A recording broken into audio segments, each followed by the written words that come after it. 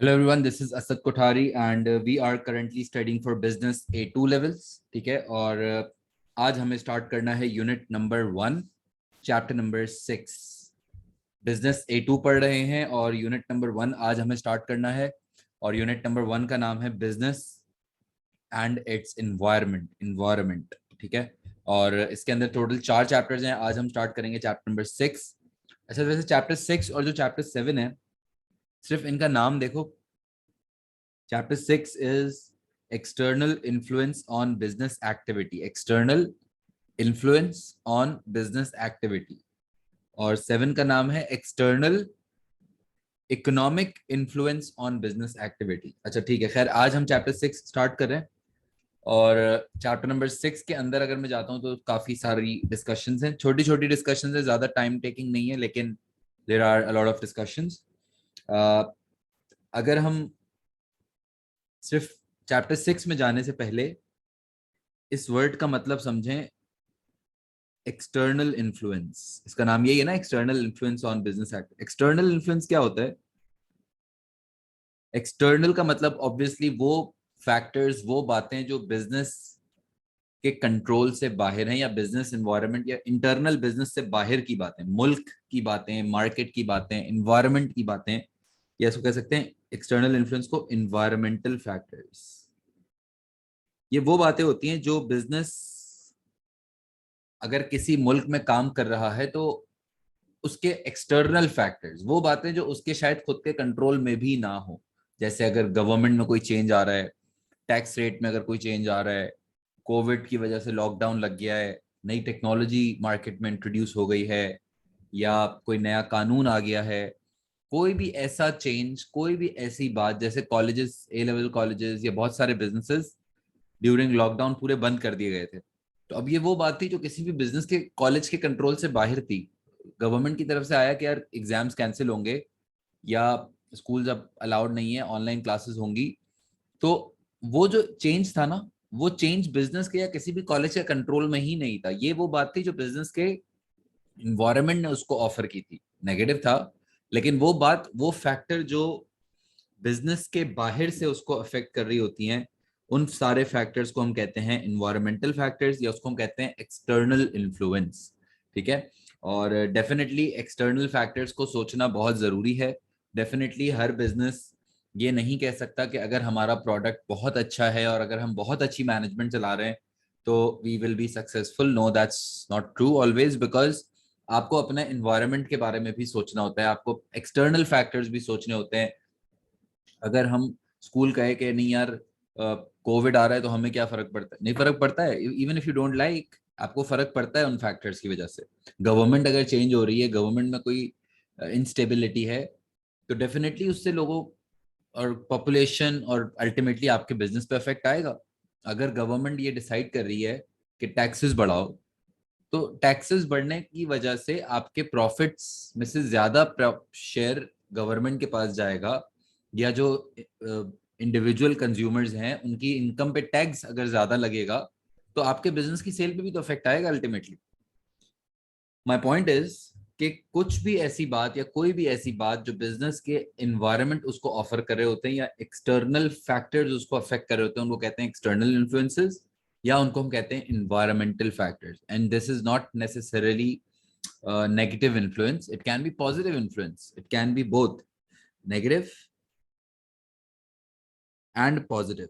Because same जैसे Covid की example में भी डिस्कस कर रहा था, तो Covid was a factor, was an environmental factor which negatively affected many businesses. Yes, like schools, colleges, they were negatively affected. Cinemas, बहुत सारे businesses, but बहुत सारे businesses को positive impact भी आया.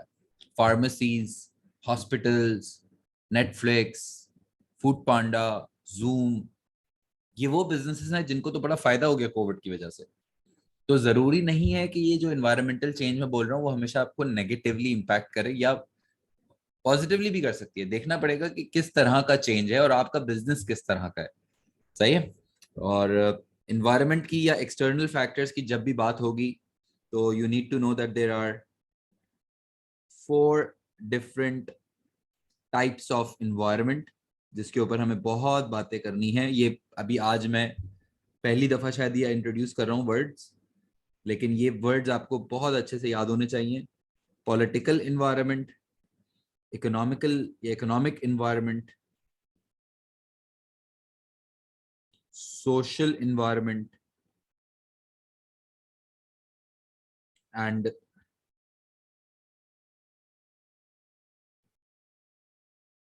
technological environment. So basically, there are four different types of environment. There are four different types of external influences that can affect an organization, impact an organization. Positive negative नहीं कह रहा, impact कह रहा हूँ। Positive भी हो सकता है और नेगेटिव भी हो सकता है। चार तरह के, जब भी एक्सटर्नल इन्वायरमेंट की बात होगी, जब भी एक्सटर्नल इन्फ्लुएंसेस की बात होगी, जब भी ये बात होगी कि कितनी तरह की बातें हैं जो बिजनेस के एक्सटर्नली उसको अफेक्ट करती हैं, तो there are four different types of environment: political environment, economic environment, social environment and technological environment. This is P, this is E, this is S and this is T. PEST, pest. इसको कहते हैं paste factors. Paste, आप ये word याद रख लेना। जब भी एनवायरनमेंट की बात हो रही होगी, जब भी एक्सटर्नल इन्फ्लुएंसेस की बात हो रही होगी, तो उसमें फिर चार तरह के एनवायरनमेंट्स हैं जो बिजनेस को देखने पड़ते हैं, और अगर उनको अच्छा लगे बुरा लगे, whatsoever, they have to keep a sight on what is happening in the environment. They need to see that जिस मुल्क में वो काम कर रहे हैं उसके क्या फैक्टर्स हैं जो उसके ऊपर पॉजिटिवली या नेगेटिवली इन्फ्लुएंस क्रिएट कर सकते हैं। और इन चारों इन्वायरमेंट्स के लिए जो वर्ड आप यूज करोगे, दैट्स पेस्ट, पेस्ट फैक्टर्स।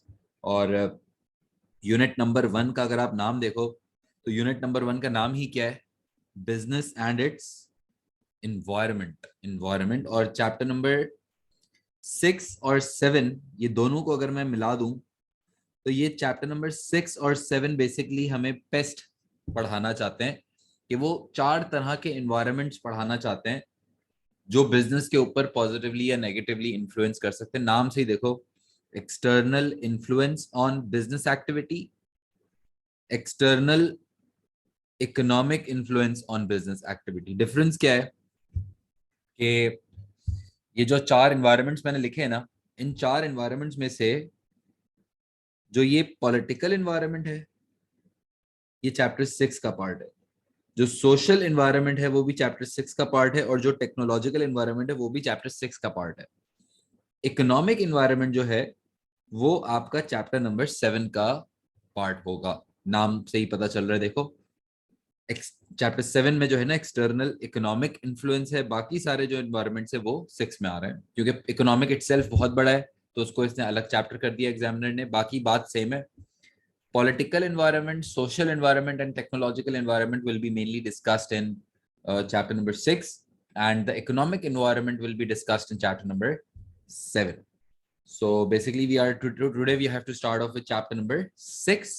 और चैप्टर नंबर 6 की हेडिंग भी आप डाल लो, उसका नाम भी लिख लो, देख लो, एक्सटर्नल इन्फ्लुएंस ऑन बिजनेसेस। इसमें हम मेनली बात करेंगे political environment, social environment, technological environment, और बाकी बहुत सारी छोटी छोटी सी भी बातें हैं। तो first of all we need to talk about let's talk about political environment.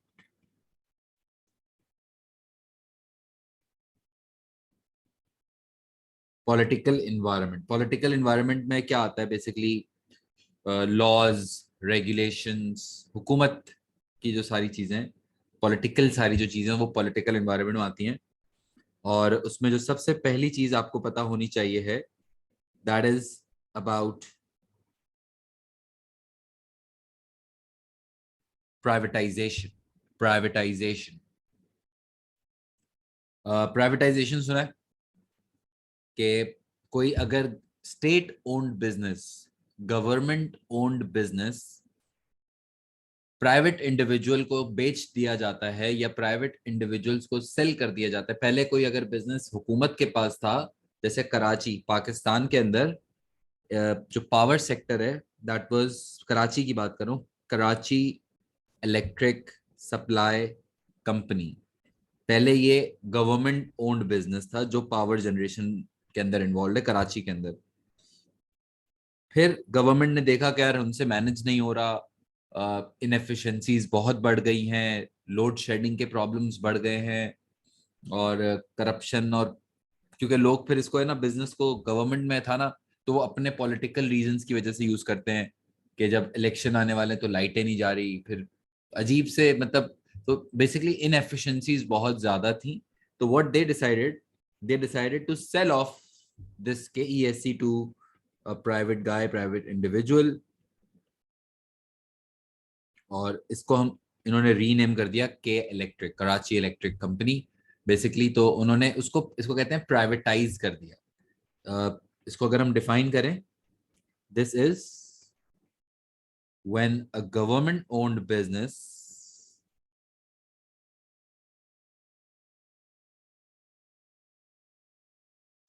is sold to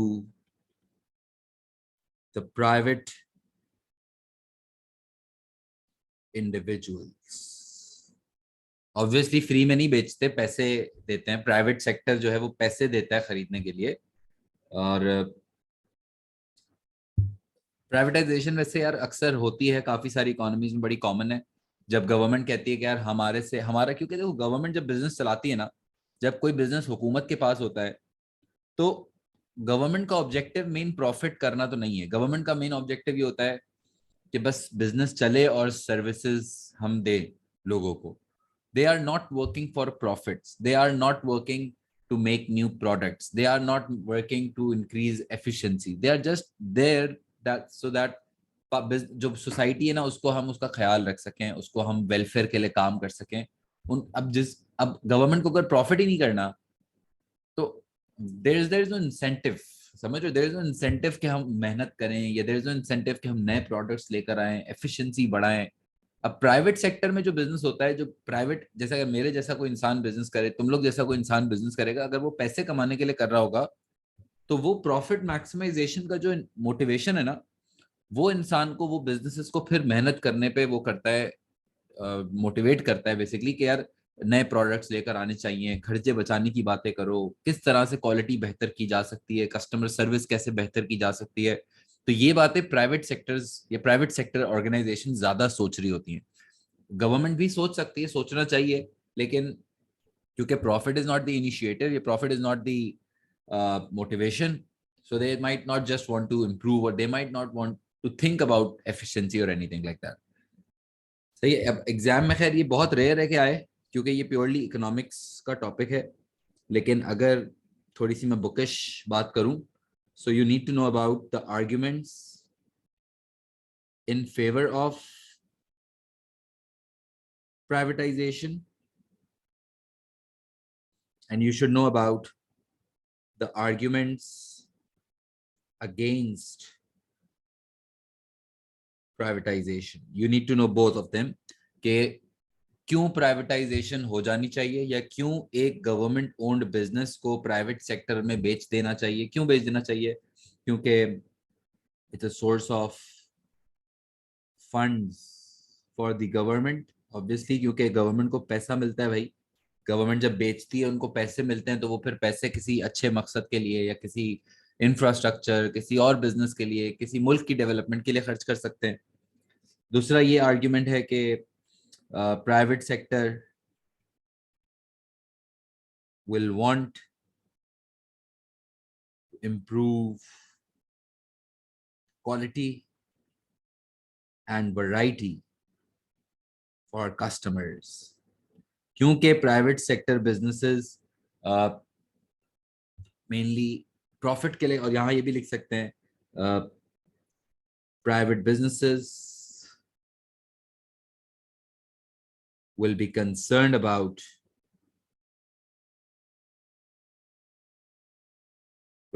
about efficiency। वो चाहेंगे कि वो नेचुरल रिसोर्सेज तो नहीं, वो तो खैर अगेंस्ट हम लिख सकते हैं इसमें, लेकिन जो इनके पास बिजनेस के पास रिसोर्सेज है उसको हम अच्छे से अच्छा इस्तेमाल करें, वेस्टेज कम से कम हो, प्रॉफिट ज्यादा से ज्यादा हो। ये प्राइवेट सेक्टर बिजनेसेस क्लियरली चाहते होंगे, ठीक है। और अगेंस्ट में हम अगर बात करें कि नहीं यार प्राइवेटाइजेशन नहीं होनी चाहिए, तो उसका हम आर्ग्यूमेंट क्या दे सकते हैं कि may lead to customer exploitation, क्योंकि प्राइवेट सेक्टर बिजनेसेस तो प्रॉफिट के लिए काम करेंगे, फिर वो ज्यादा प्राइसेस भी चार्ज कर सकते हैं और harmful and demerit goods may be produced, ये भी हो सकता है क्योंकि प्राइवेट सेक्टर बिजनेसेस तो प्रॉफिट के लिए काम करेंगे, they don't care may be about the harmful effects of the product, cigarettes, ये सारी चीजें ये बनेंगी भी और बिकेंगी भी अगर आप प्राइवेट सेक्टर्स को बहुत इन्वॉल्व रखते हो तो। और businesses may be discontinued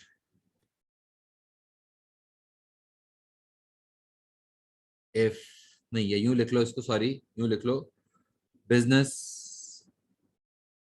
will only serve those customers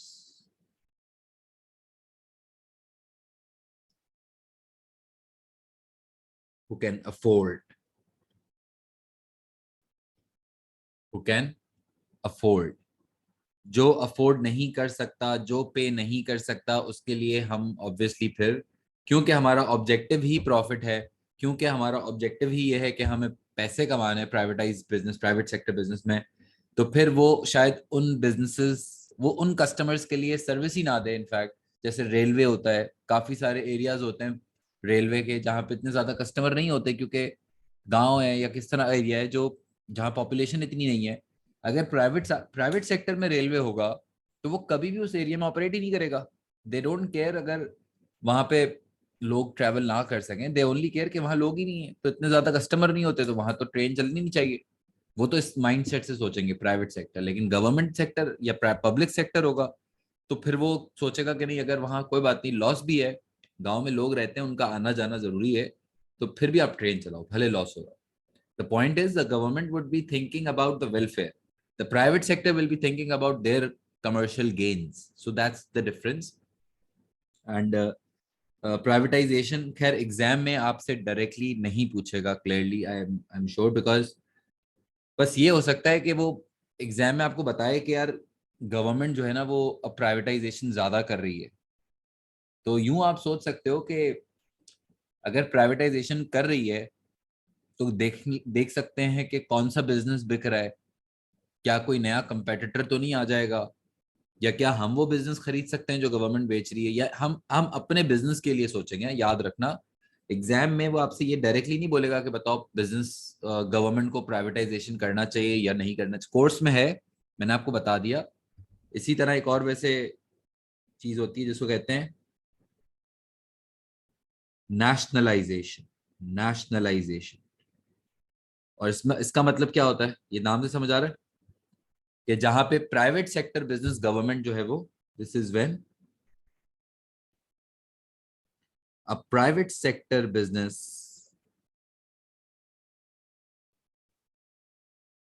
is purchased by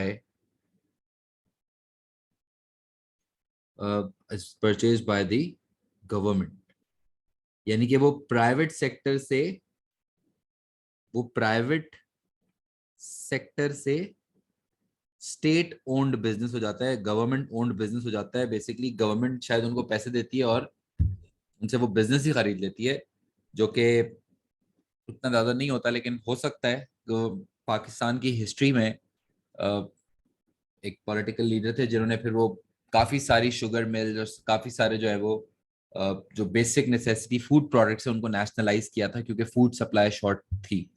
तो खैर नेशनलाइजेशन हो सकता है जब गवर्नमेंट को लगेगा कि बिजनेसेस एक्सप्लॉइट कर रहे हैं, या अगर गवर्नमेंट को लगता है कि यार कस्टमर्स की बेहतरी होगी इसमें कि हम ये हुकूमत बिजनेस चलाए, प्राइवेट सेक्टर ना चलाए, या अगर कोई ऐसा बिजनेस है जो मोनोपली बहुत बड़ा हो चुका है और वो बहुत पावरफुल हो चुका है, तो भी गवर्नमेंट उसको नेशनलाइज कर लेती है क्योंकि गवर्नमेंट देखती है कि ये तो बहुत फैल रहा है भाई, फिर लोगों को भी एक्सप्लॉइट करेगा और कल को हमें भी एक्सप्लॉइट करेगा। पावर हो जाता है ना बिजनेस के पास, तो फिर वो आपसे आपको डिक्टेट कर सकता है टर्म्स। तो फिर काफी सारी गवर्नमेंट क्या करती है कि कुछ प्राइवेट सेक्टर बिजनेस को खुद खरीद लेती हैं, उनको पैसे देती हैं फेयरली, बट खुद स्टेट ओन्ड हो जाते हैं। अब एग्जाम में खैर ये भी नेशनलाइजेशन का बस कॉन्सेप्ट आपको पता होना चाहिए, बहुत ज्यादा इस पे फोकस मत करना, बस एक दफा सुन लेना होता है, एक दफा रीड कर लेना। जो मैं आपको कंटेंट दिखा रहा हूँ इसमें भी वो जो बुक का पार्ट है वो है आर्ग्यूमेंट्स इन फेवर,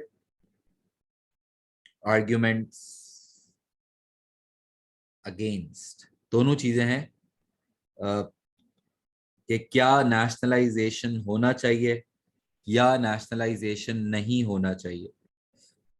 क्यों हो जाना चाहिए, क्योंकि ऐसी बस ब्रेनस्टॉर्म कर लो, क्यों हो जाना चाहिए, क्योंकि मोनोपोली बिजनेसेस को कंट्रोल करने के लिए, ताकि बिजनेसेस अगर कोई कस्टमर को एक्सप्लॉइट कर रहे हैं तो वो एक्सप्लॉइट ना कर सकें, ताकि सोशल वेलफेयर के लिए काम हो सके, ताकि हर इंसान को बराबर ट्रीटमेंट मिले, ताकि हर इंसान को वो चीज मिले जो चीज वो डिजर्व करता है, ताकि हार्मफुल गुड्स की प्रोडक्शन को रोका जा सके। There are a lot of reasons why the government will want to purchase the private sector businesses, but फिर नेशनलाइजेशन में वही सीन है, क्योंकि वो प्रॉफिट के लिए काम नहीं करेंगे तो अल्टीमेटली इनएफिशिएंसीज होंगी, अल्टीमेटली वो इतने ज्यादा कोई नए प्रोडक्ट्स या नई वैरायटीज या क्वालिटी इंप्रूवमेंट्स इस पे बात ही नहीं करते गवर्नमेंट में, क्योंकि उनका ऑब्जेक्टिव प्रॉफिट नहीं है। सो एग्जाम में वापस रिपीट कर दूं, ये चीज तो बहुत ही ज्यादा अभी सही से पढ़ लेनी है कि भाई एक्सटर्नल इन्फ्लुएंस क्या होता है। और फिर अभी हम बात करना शुरू की है अबाउट द पॉलिटिकल इन्वायरमेंट, वो बातें जो हुकूमत के कंट्रोल में होती हैं, और ये वो बातें हैं जो हुकूमत के फैसलों की वजह से आपके बिजनेस पे इम्पैक्ट हो सकता है। उसमें आपने एक चीज समझी प्राइवेटाइजेशन, दूसरी चीज समझी नेशनलाइजेशन। मेन जो चीज है वो आपको कॉन्सेप्ट समझ आ जाने चाहिए। जितना डिस्कशन मैंने बताया है उतना काफी है।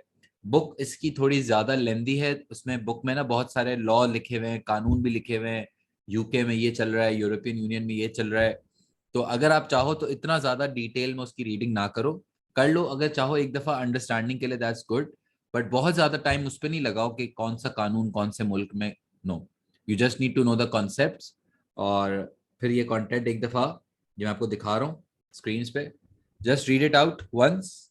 आर्ग्यूमेंट्स फॉर, ये बुक के एक्सट्रैक्ट हैं, arguments for privatisation, arguments against privatisation, then arguments for nationalisation, arguments against nationalisation. बस एक एक दफा रीड कर लेना है, याद नहीं कर लेना, बस एक एक दफा रीड कर लो and then you are good to go with this topic. बाकी फिर इसके जो पॉलिटिकल इन्वायरमेंट है बाकी इस पे हम बात करेंगे in the next class. Thank you very much.